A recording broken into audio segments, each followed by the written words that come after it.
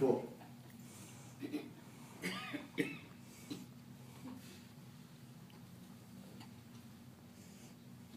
Can you, it's 1 month. I said, time is definitely an illusion.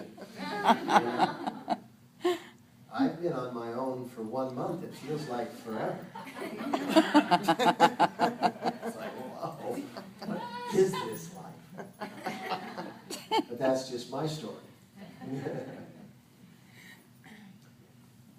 So you will be programmed to experience the I can walk on water on one extreme, or I will drown in water at the other extreme, or somewhere in between.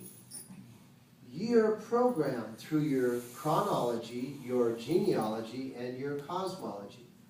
And it's not necessary to figure out why you're programmed that way. I always loved Yogi Bhajan's example of that as being, you know, you see three people, you know, the car's on the side of the road, it's got a flat tire, and you see three people sitting in the ditch talking. And you stop and you say, can I help you? And they say, no, because you don't know anything about this. And you say, what is that? And they say, we're discussing the how and why we got a flat tire.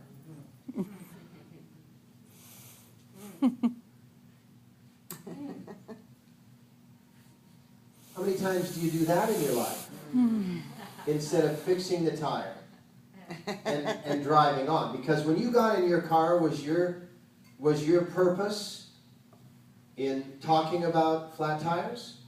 Or was your purpose in getting to where you were driving to? Maybe there's a famous, some kind of a joke narrative that the person gets up and they're going out to get the morning newspaper. And on the way to the morning newspaper, they notice that somebody didn't pick up the poop on their lawn. So they go to the pantry to get the pooper scooper, and in the pantry they notice the light bulbs burned out.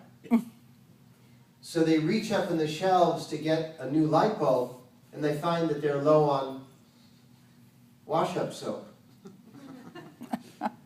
So they go and find their keys, get in their car, and drive to the store. The newspaper is still sitting on the front walk. Isn't that oftentimes what happens in our lives? But not even in the obvious form, in the unobvious form. And that's why I said, if you were just one layer removed from the what is, you'd be enlightened. We're so many layers, and it's been happening through so many lifetimes, that we're like barely involved. We're so uninvolved in how our existence takes place that we rarely notice that we're breathing. We're involved in something that was after something that was after something that was after something that was after something.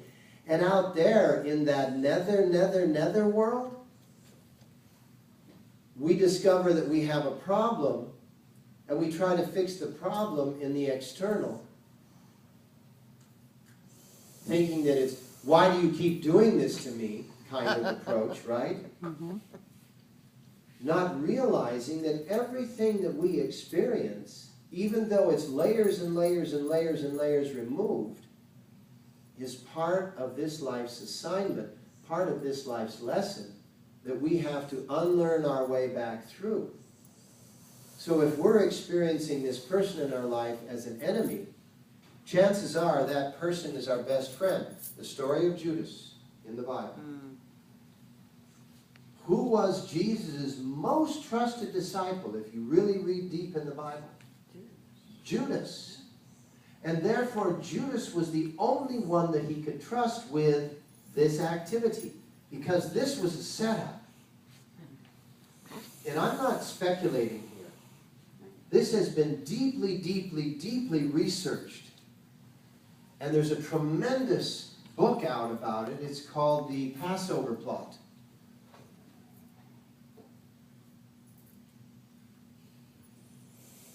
Boy, we could go off in that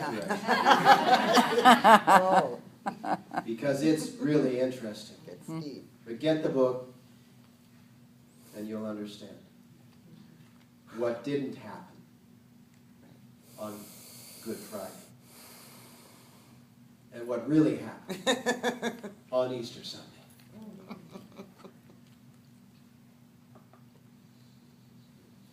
So if at every moment you could capture the real thought with real feelings, that you can walk on water or drown in it, within reason, which direction would you want to be in?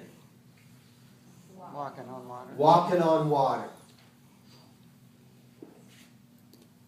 And that's available to you in every breath, every moment. Now let me ask you this.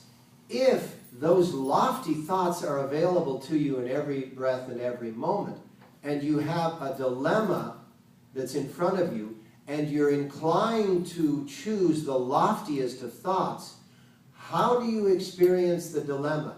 Solvable or impossible? Solvable. And when you experience a dilemma as a solvable, what does the dilemma become? Trick question. Repetitive word. What does it become? Solvable. Because when you approach something with total accuracy, because there's nothing deflecting your psychic analysis, your emotional analysis, which is controlling your physical approach, you're going to be very accurate, aren't you? Very efficient, aren't you? And isn't accuracy and efficiency a part of the solution?